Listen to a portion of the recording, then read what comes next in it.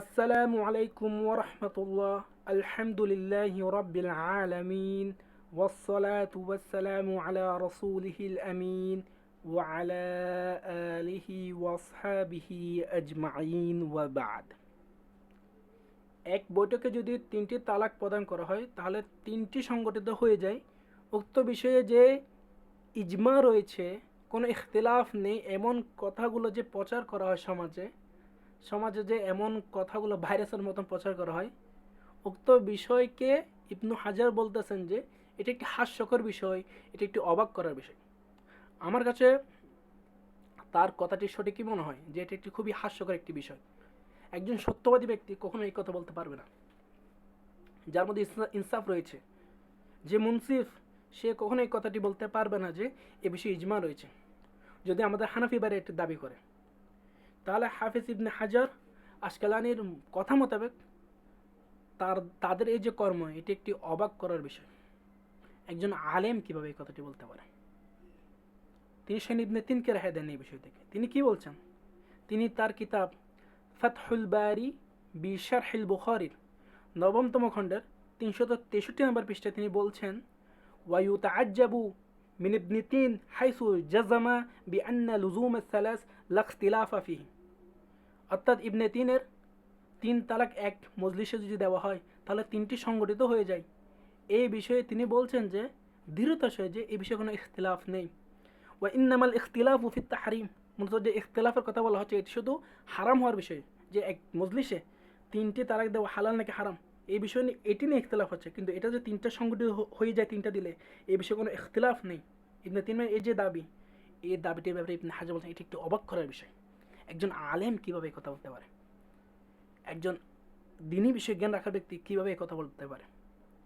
কেন? কারণ কি? মা সুবুতিল ইখতিলাফ, ইখতিলাফের প্রমাণ থাকার পরও একজন আলেম হয়ে কিভাবে এই কথাটি বলতে পারে? আমাদেরও দাবি, একজন আলেম, সে হানাফি হোক যে হোক, সে একজন আলেম হয়ে এই বিষয়ে যে ইজমা রয়েছে এই দাবিটি কীভাবে করতে পারে, যেখানে ইখতিলাফ প্রমাণিত কামা তাওরা, যেমনটি আপনারা জানেন, আপনারা দেখেছেন ইতিপূর্বে ইখতিলাফ বিষয়ে। হাফিজ ইবনে হাজার আসকালানী রাহিমাহুল্লাহ তার ফাতহুল বারীতে এই বিষয়টি নিয়ে আলোচনা করেছেন। তো যারা এই আল আসকালানী রাহিমাহুল্লাহ এত বড় ভক্ত, তারা কি কিতাবে এই সকল আলোচনা পড়ে নাই? তারা কি দেখে নাই? তারা তো অবশ্যই এগুলো জানে। জানার পরও যদি যারা বলছেন যে এই বিষয়ে ইজমা রয়েছে, এই বিষয়ে এই কোনো ইখতিলাফ নেই, কোনো মতানৈক্য নেই, এই যে দাবিটি তারা করছেন এটি অবশ্যই একটি অবাক করার বিষয়। কেননা এটা কোনো মৃত্যুক ব্যক্তি কারো পক্ষে সম্ভব না। একজন ব্যক্তি যখন মৃত্যুক হবে কেবলই তখন সে এই দাবিটি করতে পারবে, কারণ প্রমাণ একদম সুস্পষ্ট এই বিষয়ে। তাহলে একজন ব্যক্তি কীভাবে বলতে পারে যে সালাফদের জমানায়, সাহাবাদের জমানায় এইটা নিয়ে কোনো ইখতিলাফ ছিল না? যেন ইখতিলাফ থাকার প্রমাণ স্পষ্ট, সুস্পষ্ট। আর ইজমা দাবি কীভাবে করতে পারে তাহলে? এবং তাদের ইজমাকে ভেঙে দিয়েছেন ইবনু হাজার আসকালানী রাহিমাহুল্লাহ। ইবনু হাজারের মতে এই বিষয়ে ইখতিলাফ ছিল এবং তিনি স্পষ্ট করে দিচ্ছেন। তিনি কি বলছেন? ওয়ায়ুকাউই হাদিস ইবনি ইসহাক আল মাযকুরা, অর্থাৎ ইবনে ইসহাকের যে হাদিসটি রয়েছে উল্লেখিত, তার মানে তিনি উল্লেখ করেছেন হাদিসটি, এই মাযকুর হাদিস, উল্লেখিত হাদিস যেটি রয়েছে সেটাকে শক্তিশালী করে। কোন হাদিসটি? মা আখরাজাহু মুসলিমুন, ইমাম মুসলিম তার সহিহে যেটি তাখরিজ করেছেন, নিয়ে এসেছেন যে হাদিসটি, মিন তরিকি আব্দুর রাজ্জাক, ইমাম আব্দুর রাজ্জাক সনানির সনদে। আর তিনি তার মশহুর চেনে এটি বর্ণনা করেন। আন মা'মার আন আব্দুল্লাহ আন আবিহি আন ইবনে আব্বাস রাদিয়াল্লাহু তাআলা আনহু, তিনি মা'মার থেকে, তিনি তার উস্তাদ আব্দুল্লাহ থেকে, তিনি তার বাবা তাউস থেকে, আর তিনি তার উস্তাদ এবং তাউস রাহিমাহুল্লাহ। অনেকগুলো রিওয়ায়েত রয়েছে, তাফসির বিষয় হোক কিংবা ফিক বিষয় হোক, ইবনে আব্বাস, আব্দুল্লাহ ইবনে আব্বাস রাদিয়াল্লাহু তাআলা আনহু থেকে, তিনি ইবনে আব্বাস রাদিয়াল্লাহু তাআলা আনহু থেকে বর্ণনা করেছেন।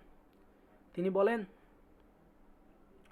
কানা তালাকু আলা আহাদি রাসূলিল্লাহি সাল্লাল্লাহু আলাইহি ওয়াসাল্লাম ওয়া আবি বকর ওয়া সানাতান মিন খিলাফাতি উমর রাদিয়াল্লাহু তাআলা আনহুমা, অর্থাৎ তালাকের বিষয়টি রাসূল সাল্লাল্লাহু আলাইহি ওয়াসাল্লামের জমানায় যুগে, আবু বকরের যুগে কিংবা জমানায়, এবং মিন খিলাফাতি উমর, উমর রাদিয়াল্লাহু তাআলা আনহু খিলাফতের সানাতাইন, দুইটি বছর,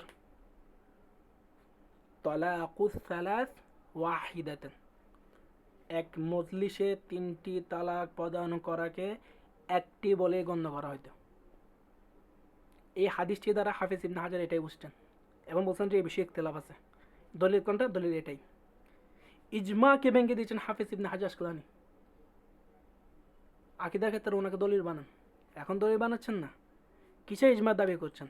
বরং হাফেজ ইবনু হাজার আল আসকালানি রাহিমাহুল্লাহের মতে এই হাদিসটি এতই শক্তিশালী যে এটি আরেকটি হাদিসকে শক্তিশালী করে, যেখানে অতিরিক্ত আলফাজ রয়েছে ইবনু ইসহাকের, এবং এটিও প্রমাণ করে যে রাসূল সাল্লাল্লাহু আলাইহি সাল্লামের যুগে, আবু বকরের যুগে এবং স্বয়ং ওমর রাদিয়াল্লাহু তাআলা আনহুর খেলাফতের প্রথম 2টি বছরে 3 তালাক যদি এক মজলিসে দেওয়া হতো সেটিকে একটি বলে গণ্য করা হতো, 3টি নয়।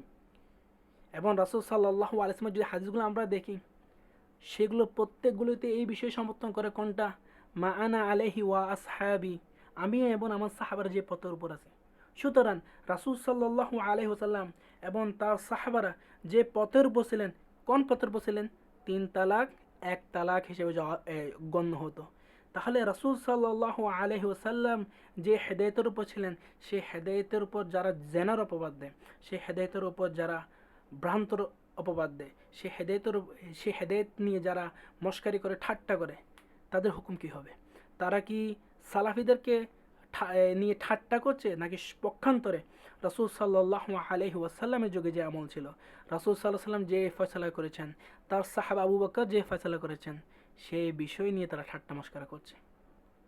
হাফেজ ইবনু হাজার আসকালানি রাহিমাহুল্লাহর মত তো এটাই সঠিক, যে এখানে ইজমা ছিল না, কেননা এই হাদিসটি এই বিষয়টি ইঙ্গিত দিচ্ছে, স্পষ্ট করে দিচ্ছে যে রাসূলের যুগে এমনটাই ছিল, এটাই তার বিশ্বাস, এটাই তার এতেকাদ, তার মাযহাব ছিল যে রাসূলের যুগে এটা এরকমই ছিল। সুতরাং এখন যারা এই বিষয় নিয়ে সালাফিদেরকে ভ্রান্ত বলছেন, ইবনে তাইমিয়াকে গালি দিচ্ছেন, তাহলে ইবনে তাইমিয়া রাহিমাহুল্লাহ রাসূল সাল্লাল্লাহু আলাইহি সাল্লামের পক্ষে নিয়েছে, এই কারণে ওনাকে গালি দিচ্ছেন। নাউযু বিল্লাহি মিন যালিক। এই কারণে তো তিনি ইবনে হাজার আসকালানি রাহিমাহুল্লাহ ইবনে তাইমিয়াকে বলেছেন আল্লামা শেখুল ইসলাম। কেন বলেছেন? কারণ তিনি ইলমের কদর করতে জানতেন। কিন্তু আপনাদের মতো মূর্খদের, যারা মূর্খ রয়েছে, যারা মুকাল্লিদ রয়েছে, তারা যারা মুজতাহিদ পর্যায়ের আলেম রয়েছে তাদেরকে সম্মান দিতে জানে না। বরং বর্তমানে যারা মুকাল্লিদ তারা এমন সকল ভাব নিয়ে যেন মনে হয় তারাই এক একটা কি মুজতাহিদে মুতলক। আল্লাহ আমাদেরকে আশ্রয় প্রদান করুন তাদের থেকে। আমরা আল্লাহর কাছে তাদের থেকে আশ্রয় চাচ্ছি, কেননা বিষয়টি এত স্পষ্ট। এবং এই বিষয়টি যদিও এই 3 তালাক কয় তালাক হয় এই বিষয়ে না, মূলত এটি হচ্ছে যে 3 তালাকের উপর যে ইজমার দাবি করা হয় সেটির খণ্ডন। এবং ইবনে হাজার তাদের ইমান থেকে খণ্ডনগুলো করে দিচ্ছি যে 3 তালাক যদি এক বৈঠকে দেওয়া হয় তাহলে রাসূল সাল্লাল্লাহু আলাইহি ওয়াসাল্লামের যুগে সেটি একটি হিসেবে গণ্য করা হতো। তাহলে এখন কথায় আসি, এক বৈঠকে যদি 5টা তালাক দেওয়া হয় তাহলে 3টা গণ্য হবে নাকি 5টা গণ্য হবে? উত্তরে তারা বলবে যে এক বৈঠকে যদি 5টা না 1000টাও দেওয়া হয় তাহলে 3টা গণ্য করা হবে। আমরাও বলছি যে এক বৈঠকে যেহেতু একটা দেওয়া শরীয়ত, সেখানে যদি 4টা না 3টা না 10টাও দেওয়া হয় তাহলে একটা গণ্য হবে। ঠিক আপনারা যে থিওরিতে 3টাতে বিশ্বাসী, আমরা ঠিক একই থিওরিতে একটাতে বিশ্বাসী। এবং এটার উপর রাসূল সাল্লাল্লাহু আলাইহি ওয়াসাল্লামের কী ছিল? আমল ছিল।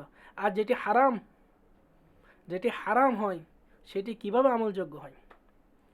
বরং ওমর রাদিয়াল্লাহু তাআলা আনহুর সময় সেটি ছিল একটি তা'যীরান, শাস্তিমূলক ব্যবস্থা।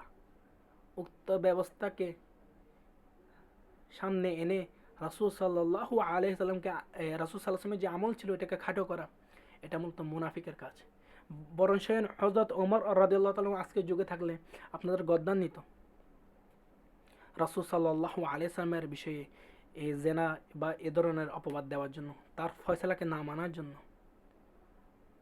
আল্লাহ কি বলে নেই তোমরা ততক্ষণ অবধি মুমিন হতে পারবে না যতক্ষণ না আল্লাহ রাসূল সাল্লাল্লাহু আলাইহি ওয়াসাল্লাম তোমাদের মাঝে যে ফয়সালাটা করে দিচ্ছেন সেই বিষয়ে তোমাদের মনে কোনো সংকীর্ণতা না থাকবে। সংকীর্ণতা আছে মানে আপনারা মুনাফিকের অবস্থায় আছেন, ঈমানের অবস্থা নেই। আমাদের দায়িত্ব কেবল পৌঁছে দেওয়া। ওয়া মা আলাইনা ইল্লাল বালাগ। আসসালামু আলাইকুম ওয়া রাহমাতুল্লাহ।